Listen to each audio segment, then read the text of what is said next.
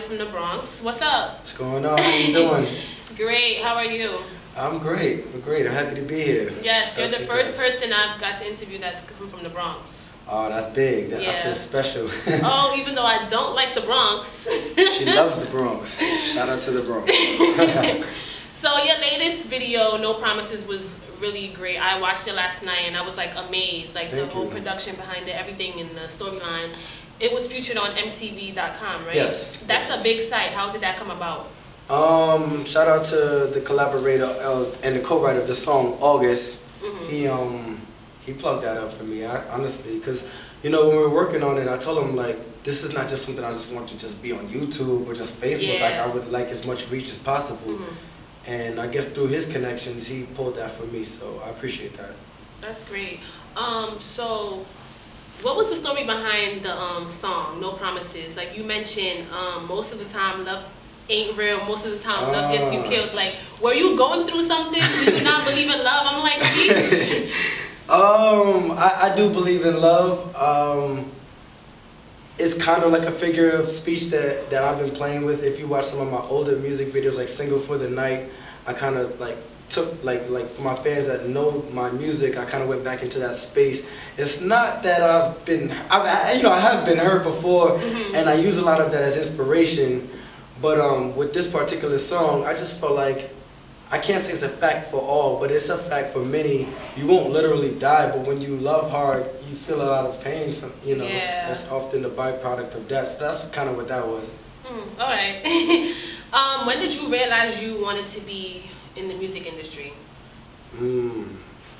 I was young. I had to been about 10 or 11 years old, 6th grade around then. Because my father, he had me around that music, atmosphere heavy. He was a DJ, but also he just educated me on hip hop, and I just grew up with it. Oh. So around 6th grade is when I kind of started doing it on my own a little bit. So you always loved the art of music? Yeah, it's changing now because as I get older and I'm really more involved and I'm independent, I'm more like focused on the business side. But coming up, it was really more on the creative side, and it still is. But now it's like I split that into both. Okay, so you're currently part of the Dean's List tour. It's your second season, right? How did you become a part of that? I guess through mutual friends that shared the advertising of the auditions last summer. I used to stay with a girl that lived in Times Square, so it was within walking distance. So I kind of saw it online and just immediately went. And I tried out and I made the first cut. They called me back and I made the second round, and that was last year, and I had a good time. And it just, through that experience, it just motivated me to want to go hard. So the upcoming season, I wanted to re-audition, and I did so, and I was successful.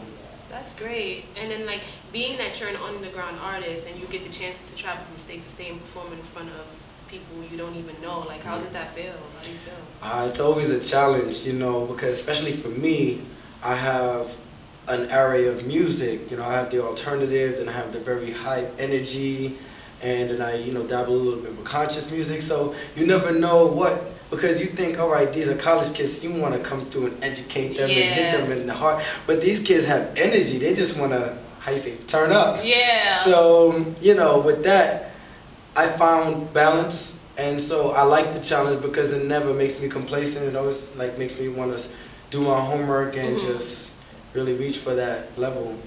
Okay. So who or what motivates you and inspires you? Work.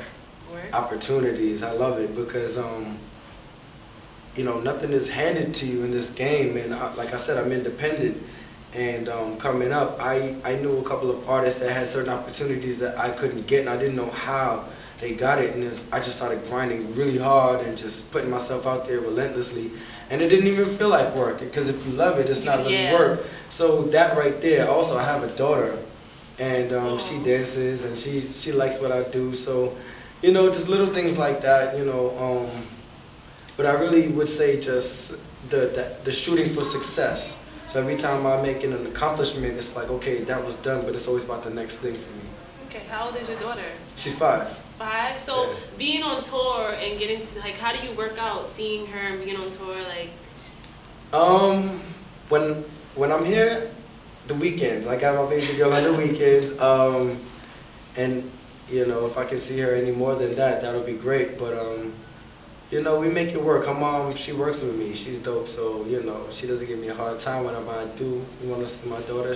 She you know, makes that happen. Okay, that's great. So with everything that's going on in the world, like the Mike Brown situation, Eric Garner situation, do you think that affects you as an artist, being that you're an African American that wants to be on top? It does. It does, because I feel like the closer that I get to my goal, the more my voice is being heard and acknowledged. So it's like a responsibility as an artist.